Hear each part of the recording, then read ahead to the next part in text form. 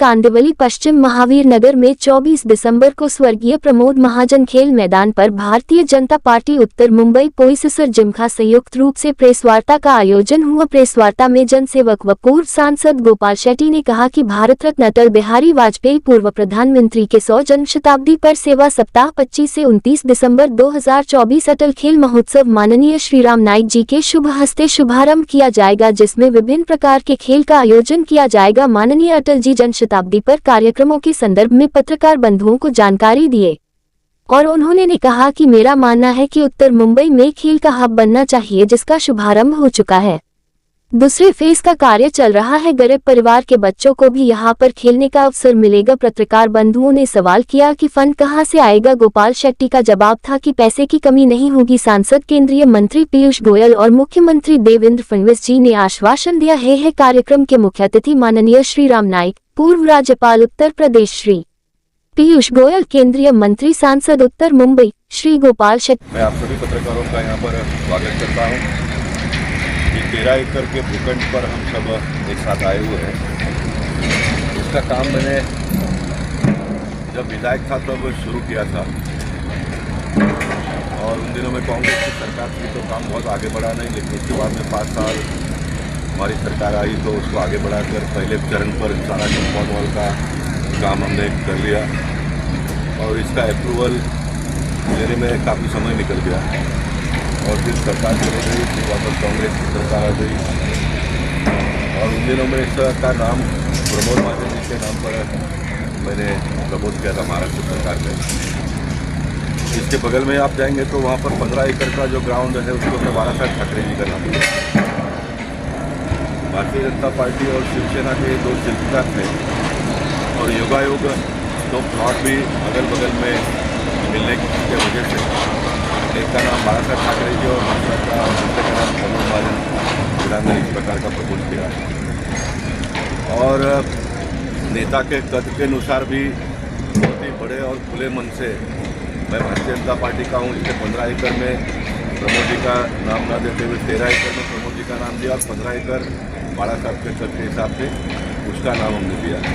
वो भी पहला चरण डेवलप करके हमने उसको लोकार्पण कर दिया।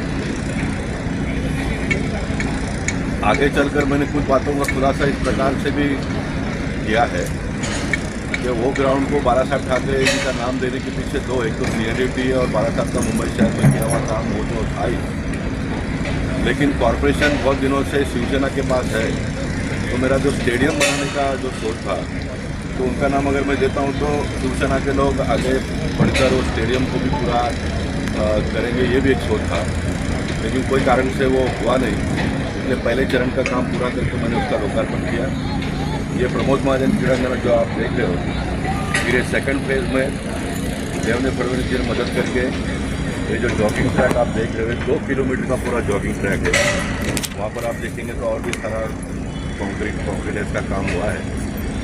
ये पहला फेज पूरा होने जा रहा है। यहाँ पर आप लेफ्ट साइड में देखेंगे तो एक बहुत बड़ा इंटरनेशनल ग्रेड का फीफा का फुटबॉल ग्राउंड जो बना, ये मुंबई में सब पहला है और ये आप देखेंगे तो आपको सिर्फ लगेगा कि भाई ये ग्राउंड लेवल करके हरियाली किया, ऐसा नहीं है।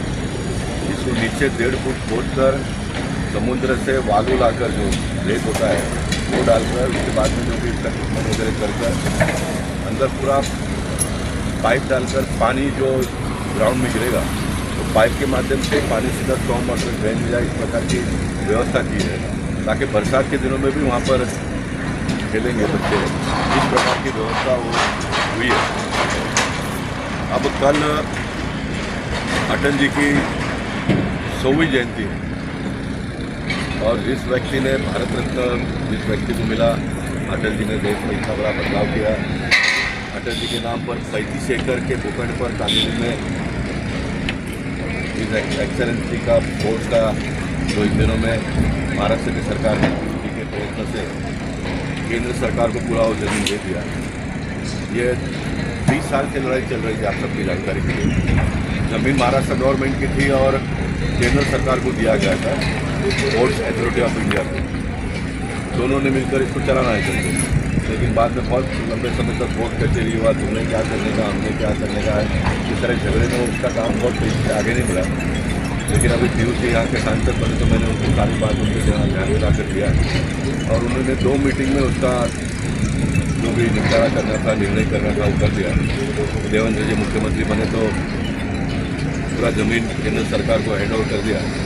आने वाले दिनों में वो 35 एकड़ के ज़मीन पर भी बहुत सारे कामकाज शुरू होता हुआ हम सब लोग देखेंगे। लेकिन वहाँ पर भी मैंने अटल जी का नाम लेकर 35 एकड़ का काम आगे बढ़े इस प्रकार का प्रयास किया। वहाँ पर हमने देखा कि बहुत बड़ी प्रतिमा भी हमने वहाँ पर लगाई और कल सवेरे सबसे पहला प्रतिमा में माल्यार्पण का कार्यक्रम होगा। शाम को वहाँ पर अटल जी कवि थे तो एक कवि सम्मेलन का आयोजन हुआ है। योगा एक महाराष्ट्र की सरकार आई है, मुंबई से आशीष शेलार और मंगल प्रभात जी मंत्री बने हैं, तो वो दोनों के मंत्री के नाते और बाकी हमारे जो नए चुनकर आए हुए सारे विधायकों का वहाँ पर सम्मान किया जाएगा, सत्कार किया जाएगा। ये कार्यक्रम कल वहाँ पर होगा। उसी के साथ साथ में इस मैदान का भी कल खेल कूद का जो भी कार्यक्रम आने वाले 5-6 दिन चलने वाले हैं उसका उद्घाटन होगा। यहाँ पर 32 महिलाओं का कबड्डी का टीम, महिला पुरुष दोनों मिलकर 32 टीम खेलने वाले हैं। 2 ग्राउंड बना हुआ है कबड्डी के लिए सामने। हमने पहली बार कबड्डी में जो कबड्डी खेलने वाले हैं उनके हाथ में कुछ पैसा है, इसलिए 500 रुपया से स्टार्ट किया था। 500 रुपया हर खेलने वाले को देना है। मुझे 500 रुपया मैं मुझे बता रहा तो बहुत छोटा रकम है, पहले कुछ भी नहीं दिया जाता तो 500 का हमने स्टार्ट किया। तो ये 32 टीम का पूरा फाइनल 32 टीम खेलेगी, फिर 8 खेलेगी, फिर 4 खेलेगी, 2 खेलेगी, 1 खेलेगी, ऐसा कुल मिलकर उनका 4 लाख रुपये तो उनको ही मानधन होता है। और ये कबड्डी एसोसिएशन के साथ में मिलकर हम कर रहे हैं, तो उनके रेफरी वगैरह सारे मिलकर आने वाले हैं, उनको भी मानधन देना पड़ता है। तो एक 8 लाख रुपये तो सब मानधन और ये इसमें ही खर्चा हो जा रहा है। इतना बड़ा ये आयोजन है, ये पूरा उनके नेतृत्व में, उनके मार्गदर्शन में ये पूरा कबड्डी का हो रहा है। साथ साथ में बड़े मैदान पर जो दैनंदिन क्रिकेट होता है वो भी होगा, वो भी 32 टीम खेलने वाली है। अगल बगल के सोसाइटी के लोगों ने मिलकर अंडर आर्म क्रिकेट चलेगा, वो रात को चलेगा, कबड्डी भी रात को चलेगी। तो वो कबड्डी का भी टीम मतलब ये अंडर आर्म क्रिकेट भी यहाँ पर होगा, लेडीज़ बॉक्स क्रिकेट वो होगा। साथ साथ में आज आपको कुछ दिखाई नहीं देता, लेकिन यहाँ पर बच्चों को 6-7 दिन मुफ्त में सारे प्रकार के यहाँ पर अभी वो एम्यूजमेंट के सामान लेकर आने वाले वो लगेगा। बच्चों के लिए वहाँ पर सारा व्यवस्था होगा। जब हमने शुरू किया तो मैक्सिमम लोग यहाँ पर आए, इस ग्राउंड को देख कर जाए, ये हमारे मन में सोच है। तो बच्चों को मुफ्त में खाने पीने की व्यवस्था भी सारी दी है। यहाँ पर एक अनोखा उद्घाटन और 5-6 दिन का खेल महोत्सव यहाँ पर किया जाएगा। कल का कबड्डी का खेल महोत्सव का उद्घाटन करने के लिए जिस व्यक्ति के नाम से हमने ये स्पोर्ट्स का उद्घाटन डॉक्टर बना रहे हैं, पूनम महाजन से हमारे पूर्व सांसद वो आ रही है यहाँ पर, उनके हाथों से खेल कूद का उद्घाटन होने वाला है। और पूर्व गवर्नर राम नाईक जी सवेरे और शाम को दोनों जगह पे चांदोली के कार्यक्रम में आएंगे। उसके बाद परसों के बाद में रोज़ कोई ना कोई नेता यहाँ पर आते रहेंगे। पीयूष गोयल जी 26 तारीख को यहाँ पर आने वाले हैं। उसके बाद में विदेश जा रहे तो कोई कारण से पूरा जो आयोजन उनके नेतृत्व में हो रहा है। आयोजन के सामने पीयूष गोयल का ही नाम दिया है, वही आयोजन कर रहे हैं। तो वो फिर 31 तारीख को झारखंड में जाने वाले हैं। अभी सोच मन में हमारी ये है कि 31 तारीख को अगर देवेंद्र जी मिलते हैं तो उनको भी बुलाकर एक बहुत बड़ा समारोह का कार्यक्रम 21 से 29 तक का इसमें कार्यक्रम छपा हुआ है। 2 दिन का मैक्सिमम करेंगे, 21 को करने का इसमें सोचा है। अब ये पहला फेज का उद्घाटन होने के बाद में जॉगिंग और रोज खेल कूद यहाँ पर हो, इसका 1 जनवरी से पब्लिक के लिए हम खुला करेंगे। ये वैसे गवर्नमेंट के नेतृत्व में पूरा इसका आयोजन होने वाला है, लेकिन जब तक सेकंड फेज का वहाँ पर कामकाज शुरू होकर अंतर्राष्ट्रीय दर्जे का स्विमिंग पूल बनेगा, इंडोर गेम के लिए मल्टी स्टोरी बिल्डिंग बनने वाली है, उसमें सारा इंडोर खेला जाएगा। लेकिन वो सब पूरा होने में 2 साल लगेंगे। लेकिन वो 2 साल के कालावधि में बाहर का पूरा कॉम्प्लेक्स लोग उपयोग करें, इस प्रकार की एक व्यवस्था हम आने वाले दिनों में करने जा रहे हैं। एक जनप्रतिनिधि जिसको नगर चौक से लेकर सांसद तक बनाया लोगों ने, तो ये उत्तर मुंबई स्पोर्ट्स का हब बने, इसकी घोषणा मैंने कौशल जिमखाना में बहुत साल पहले किया था। और आज आप देखेंगे कि मुंबई में सबसे ज़्यादा ग्राउंड डेवलप होकर लोगों की सुविधा के लिए मिलता है तो ये बोरीवली है। और उसमें भी सबसे बड़ी विशेष बात ये है कि ये जो वार्ड है, ये वार्ड से मैं नगर सेवक बना, यही वार्ड से मैं एमएलए बना, यही वार्ड में रहकर मैं एमपी बना।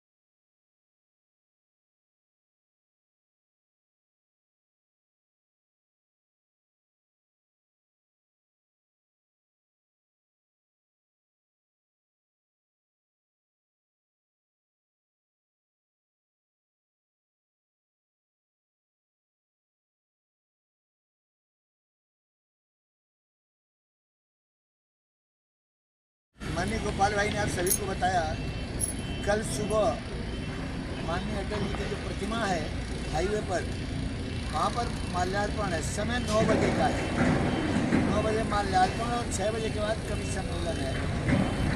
अटल जी के बारे में कुछ बताऊँ, कवि सम्मेलन है तो मैंने कुछ पढ़ी थी, कैदी कविराय की कुंडलियाँ। जब इमरजेंसी लगी थी, अटल जी बेंगलुरु जेल में थे, तो रोज के समाचार पत्र के हेडिंग क्या हो गए, कुंडलियाँ लिखते थे, जैसे गिरधर कविराय कुंडलियाँ लिखते थे। तो जब बरुआ जी ने बोला था कि Indira is India, India is Indira, तो उस पर अटल जी ने कविता लिखी, इंदिरा इंडिया एक है इति बरुआ महाराज, अकल घास चरने गई चमचों के सरताज, चमचों के सरताज किया अपमानित भारत, एक मृत्यु के लिए कलंकित भूत भविष्य। फिर अपने को उन्होंने कैदी कविराय कहा है, कह कैदी कविराय स्वर्ग से जो महान है, कौन भला उस भारत माता के समान है, कौन भला उस भारत माता के समान है। तो अटल जी की एक कैदी कविराय कुंडलियाँ है। अटल जी बेसिक रूप से प्रचारक थे। जब पंडित डॉक्टर श्यामा प्रसाद मुखर्जी जी नेहरू मंत्रिमंडल से इस्तीफा दे करके राजनीतिक दल राष्ट्रवादी नेतृत्व का आधार बनाना चाहते थे, तो उन्होंने उस समय के सरसंघचालक परम पूजनीय गुरु जी से संपर्क किया। तब दीनदयाल उपाध्याय जी, अटल जी, अडवाणी जी, नानाजी जैसे लोगों को उनको दिया गया। सामान्य परिवार से थे। सबसे पहले जैसे आप लोग पत्रकार हैं, वो भी 5 जन में पत्रकार थे, संपादक थे। और जो पहली कविता लिखा, हिंदू तन मन हिंदू जीवन, रग रग हिंदू मेरा परिचय, काफ़ी लंबी कविता है। एक घटना जो बता के मैं पूरा करूँगा। अटल जी जब भारतीय जनता पार्टी बन गई, भारतीय जनता पार्टी के अध्यक्ष थे रामलीला मैदान में पंडित रामदास उपाध्याय जी जो ग्राउंड हर साल रामलीला खत्म होने के बाद कवि सम्मेलन होता है, अटल जी मुंबई में थे, तो उस कवि सम्मेलन में उनको अतिथि करके बुलाया गया था और उनको सुबह की ट्रेन से अहमदाबाद जाना था। वो हमेशा साइन में माननीय वेद प्रकाश गोयल जी के घर पर, पीयूष जी के पिताजी उनके घर पर रहते थे। फिर वो रात को वहाँ जाएं, फिर वहाँ से बॉम्बे सेंट्रल ट्रेन पकड़ने जाएं। इसके लिए ऐसा हुआ कि अटल जी को बोरीवली दहीसर में कहीं रहने की व्यवस्था कर दी जाए, जिससे वो सुबह ट्रेन पकड़ के बोरीवली से अहमदाबाद के लिए जा सकते हैं। तो दहीसर में अपने यादव जी के यहाँ रहने की उनकी व्यवस्था हुई। पहले महले पर हाल है, बिस्तर वगैरह लगा दिया गया था। हम सब कार्यकर्ता वहाँ पर सेवा में लगे हुए थे। बंधुओं देख करके आँखों में आंसू आ गए। कुर्ता जब निकाल दिया और लुंगी छोड़ दिया और लुंगी पहना और जो हाथ वाली बहन पकड़ा, दोनों में, लुंगी में और बंदी में भी कई जगह छेद थे, फटे हुए थे। तब हमें लगा हमारा राष्ट्रीय अध्यक्ष इस सादगी से रहता है, इस तरह से जीवन यापन करता है। ऐसे लोगों के त्याग और तपस्या से ही भारतीय जनता पार्टी आगे बढ़ी है।